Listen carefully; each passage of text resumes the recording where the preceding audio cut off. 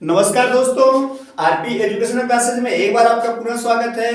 दोस्तों, हम लोग सिंथेसिस के बारे में पढ़ रहे हैं। दोस्तों, आज हम लोग सिंथेसिस के अंतर्गत इन्फिनेटिव के माध्यम से दो या दो से अधिक सिंपल सेंटेंसेस को मिलाकर एक सिंपल सेंटेंस का निर्माण कैसे होगा, हम उसको देखेंगे। दोस्तों, उसके पहले हम लोग जान लेते हैं कि इन्फिनेटिव बनता कैसे है। दोस्तों, इन्फिनेटिव का निर्माण कैसे होता है? दोस्तों, इन्फिनेटिव का निर्माण होता है यानी मुख्य क्रिया के फर्स्ट फॉर्म के पहले टू लगाने से क्या बनता है? इन्फिनेटिव बनता है। यानी मुख्य क्रिया के फर्स्ट फॉर्म के पहले, यानी मुख्य क्रिया के फर्स्ट फॉर्म के पहले टू लगाने से क्या बनता है? इन्फिनेटिव बनता है। दोस्तों, इसका हिंदी में अर्थ क्या होता है? के लिए जब हम कंबाइन करते हैं सिंपल सेंटेंस बनाने के लिए, तो इसका हिंदी में अर्थ निकलता है के लिए या कर। कर का मतलब कि जैसे देखकर, सुनकर, पढ़कर, खाकर, दौड़कर, इसका मतलब ये होता है। दोस्तों, हम लोग शुरू करते हैं। हम लोग देख लेते हैं, यानी सेंटेंस पहला और सेंटेंस दूसरा, यानी जो पहला सेंटेंस हो और जो दूसरा सेंटेंस हो। पहले सेंटेंस का जो सब्जेक्ट हो, पहले सेंटेंस का सब्जेक्ट हो, वही दूसरे सेंटेंस का भी क्या हो? सब्जेक्ट हो। कहने का मतलब कि जो सब्जेक्ट पहले में होगा वही सब्जेक्ट दूसरे में होगा। दोस्तों, यानी अब सब्जेक्ट दोनों का क्या होगा? एक ही होगा। उसके बाद यहां पर यानी किसी एक सब्जेक्ट में, यानी किसी एक वाक्य में, किसी एक वाक्य में क्या दिखाई पड़ेगा? यानी रीजन। क्या दिखाई पड़ेगा?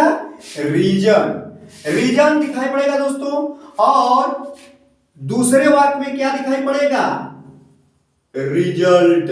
क्या दिखाई पड़ेगा? रिजल्ट दिखाई पड़ेगा। कभी कभी होता है दोस्तों कि रिजल्ट यानी परिणाम नहीं शो करता है, तब वहां पर हम लोगों को क्या दिक्कत आने लगती है कि इसमें तो न रिजल्ट शो कर रहा है न रिजल्ट शो कर रहा है। इसका मतलब इन्फिनिटी का निर्माण कैसे होगा? तो दोस्तों, तब हम उसमें तीसरा विकल्प तलाशते हैं पर्पज का। पर्पज। अब पर्पज मींस क्या होता है? उद्देश्य का। जब किसी दो या दो से अधिक वाक्यों में से जब किसी वाक्य में पर्पज हमें दिखाई पड़े, तब हम क्या करेंगे? तब हम इन्फिनेटिव का प्रयोग करेंगे।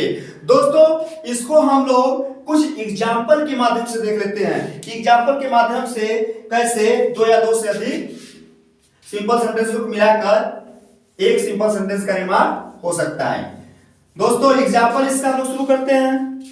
जैसे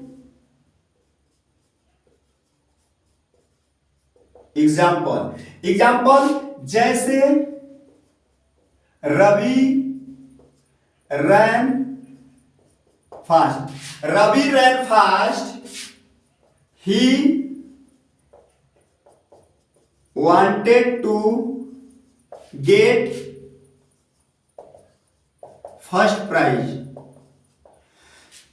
दोस्तों, कहा कि रवि रैन फास्ट, रवि तेजी से दौड़ा। He wanted to get first prize, यानी वह चाहता था क्या? यानी प्रथम इनाम पाना। यानी रवि तेजी से दौड़ा, किस लिए दौड़ा? यानी वह प्रथम इनाम पाना चाहता था।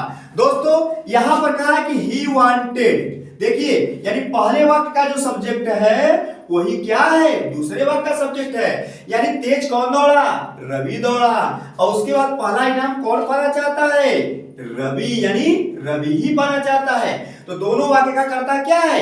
एक ही है। तो हम इसमें देखते हैं दोस्तों कि रवि रैन फास्ट, रवि तेज दौड़ा है, उसका कोई उद्देश्य रहा होगा। यानी क्या उद्देश्य था? कि वो प्रथम इनाम पाना चाहता था। तो दोस्तों, इससे हमें क्या मिल रहा है? पर्पज मिल रहा है। तो हम इसका क्या करेंगे? इन्फिनेटिव बनाएंगे। तो कैसे बनेगा दोस्तों? Ravi ran fast, Ravi ran fast. उसके बाद दोस्तों हम क्या करेंगे, यानी यहां पे टू इन्फिनिटी लगाएंगे, टू गेट फर्स्ट प्राइज। यानी रवि तेजी से दौड़ा, किस लिए, यानी प्रथम इनाम पाने के लिए। प्रथम इनाम पाने के लिए रवि तेजी से दौड़ा। अब दोस्तों एक और एग्जांपल देख लेते हैं इसी तरह, जैसे he had no money, he could not give anybody। दोस्तों कहा कि he had no money, यानी उसके पास धन नहीं था। he could not give anybody, वह किसी को नहीं दे सका। दोस्तों अब यहां पर देख लीजिए, उसके पास धन नहीं था, पहले यहां पर क्या था, कर्ता जो है वही कर्ता दूसरे वाक्य में है। अब इसमें देख लीजिए, यानी वह किसी को धन नहीं दे सका, उसका कोई कारण रहा होगा। क्या कारण था, कि उसके पास धन नहीं था। तो दोस्तों हम क्या करेंगे, इसका जब हम इन्फिनिटिव बनाएंगे तो हो जाएगा he had no money, he had no money. उसके बाद टू गिव एनीबॉडी,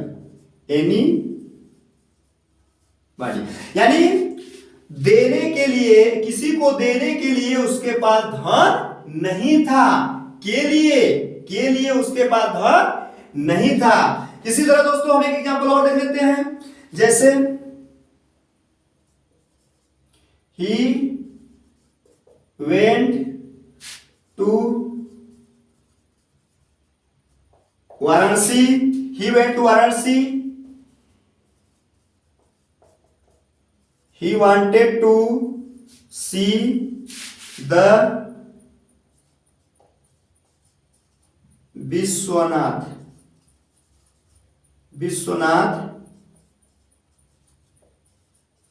कॉरिडोर। दोस्तों यानी ही वेंट टू वाराणसी, यानी वह वाराणसी गया। ही वांटेड टू सी, वह देखना चाहता था द विश्वनाथ कॉरिडोर। किसको, क्या देखना चाहता था, विश्वनाथ कॉरिडोर। दोस्तों अब वह कहा गया था, वाराणसी गया, उसका कोई उद्देश्य, क्योंकि जब कभी भी वांटेड का प्रयोग होता है तो उसको एम ही माना जाता है, पर्पज ही माना जाता है। तो दोस्तों इसका सिंपल सेंटेंस कंबाइन कर लेते हैं, इसको सिंपल सेंटेंस बनाते हैं। He went to Varanasi to see, यानी टू देखने के लिए, द विश्वनाथ कॉरिडोर। दोस्तों इसी तरह कुछ और एग्जांपल देख लेते हैं, दोस्तों। इन्फिनिटिव का प्रयोग अगर हम समझ लेंगे तो बहुत आसान हो जाएगा, बहुत आसान चीज है दोस्तों ये। जैसे I am living for Delhi, I shall live there. दोस्तों कहा है कि I am living for Delhi, I shall live there, यानी मैं दिल्ली के लिए रवाना हुआ और मैं वहां क्या करूंगा, रहूंगा। अब दोस्तों देख लीजिए, यानी मैं दिल्ली के लिए रवाना हुआ या दिल्ली जा रहा हूं, कोई कारण होगा, तो हमारा कारण क्या है कि मैं वहां रहने जा रहा हूं, तो हो जाएगा आई एम लिविंग फॉर दिल्ली। अब यहां पर क्या करेंगे दोस्तों, यहां पर हम इन्फिनिटिव बना देंगे, यानी to live there, to live there. दोस्तों इसी तरह हमारा इन्फिनिटिव क्या होता है, बन जाता है दोस्तों। अब जैसे एग्जांपल और देख लेते हैं, जैसे ही इज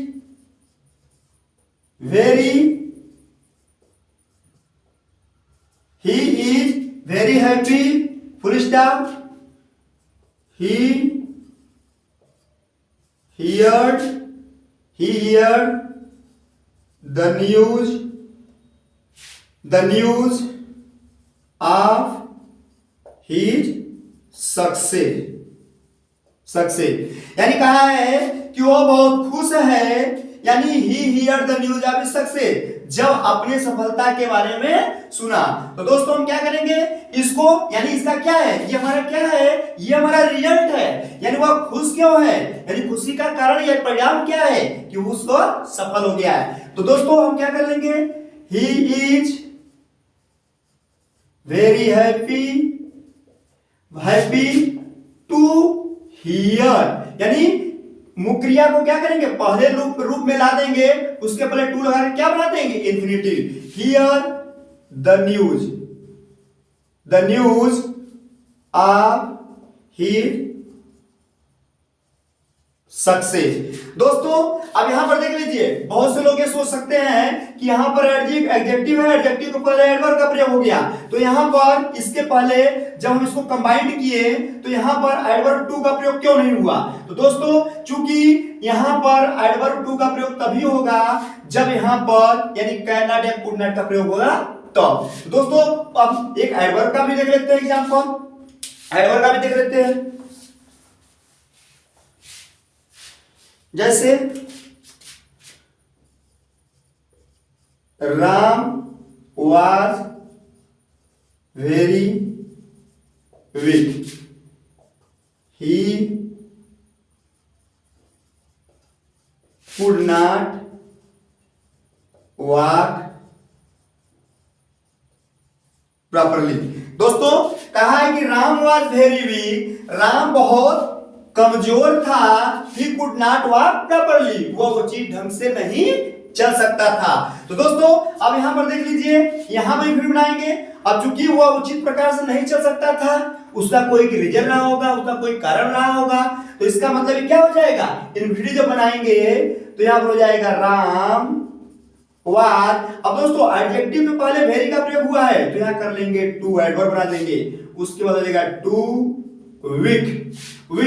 अब जब यहां पे एडवर्ब बन गया तो अब यहां क्या हो जाएगा, इसको हम इन्फिनिटिव बनाएंगे तो हो जाएगा टू वॉक प्रॉपरली।